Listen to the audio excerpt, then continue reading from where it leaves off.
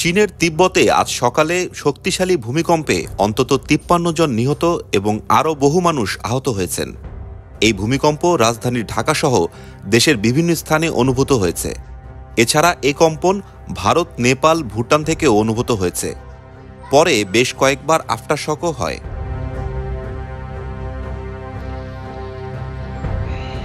আজ মঙ্গলবার তিব্বতের স্থানীয় সময় ৯টা ৫ মিনিটে এই ভূমিকম্প আঘাত হানে। চীন জানিয়েছে রিখটার স্কেলে ভূমিকম্পের মাত্রা ছিল ৬.৮।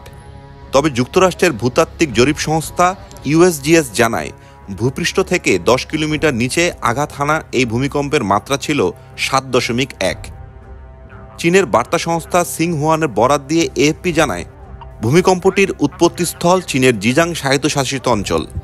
ভূমিকম্পের উপকেন্দ্র ছিল তিব্বতের দ্বিতীয় বৃহত্তম শহর সিগাজের কাছে।